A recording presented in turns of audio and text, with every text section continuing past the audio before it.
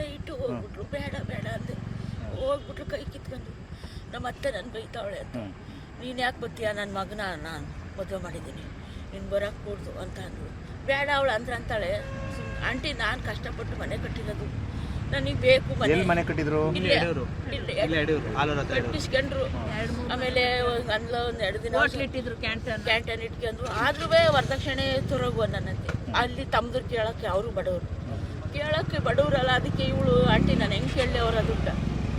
ಇವರು ನಮ್ಮ ಅತ್ತಿವೆ ನಮ್ಮ ಗಣ್ಣು ಹೋಗು ವರದಕ್ಷಿಣೆ ತಗೋಬಾ, ದುಡ್ಡು ಇಸ್ಕೊಬರೋಕೆ ಓಸಿ ಕೊಟ್ಟವ್ರೆ ಹಿಂಗೆ ಅಂತವ್ರೆ ಆಂಟಿ ಅಂತ ಹೇಳೋಳು. ದಿನ ಫೋನ್ ಮಾಡಿ ಬೇಡ ಅವ್ರು ವರದಕ್ಷಿಣೆ ಕೊಡೋದು ಬೇಡ,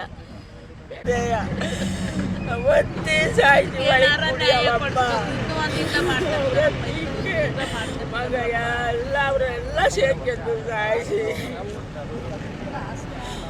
ಈ ಗಂಡ ಹೆಂಡತಿ ಜಗಳಕ್ಕೆ ಏನು ಕಾರಣ? ಅಯ್ಯೋ ಏನ್ ಅವನಿಗೇನು ಬೇರೆ ಸಂಬಂಧ ಐತಲ್ಲ. ಯಾರಿಗೆ?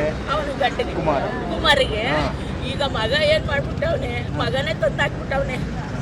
ಅವನ ಮಾತಾ ಅಪ್ಪಗೆ ಹೇಳೋದು, ಅಪ್ಪನ ಮಾತಾ ಅವ್ರಿಗೆ ಹೇಳೋದು.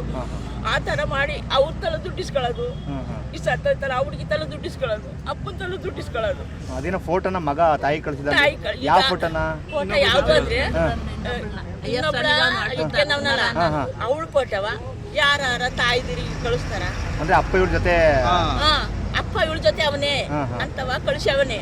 ಕಳಿಸಿದಾಗ ಇವಳಿಗೆ ತಡ್ಕೊಳಕ್ ಆಗ್ಲಿಲ್ಲ, ಕೇಳಕ್ ಯಾಕೆ ಯಾಕಿಂಗ್ ಮಾಡ್ತಿದ್ಯಾ ಅಂತವ ಕೇಳಕ್ ಬಂದ ತಕ್ಷಣ ಒಳಗೆ ಕುಡ್ಕೊಂಡು ಸಾಯಿಸಿ ಅತ್ತೆ ಮಗಳು ಅವ ಅಮ್ಮ ಮತ್ತೆ ಎಲ್ಲ ಅವ್ರ ಹೆಣ್ಮಕ್ಳೆಲ್ಲ ಸೇರ್ಕೊಂಡವ್ರಿ.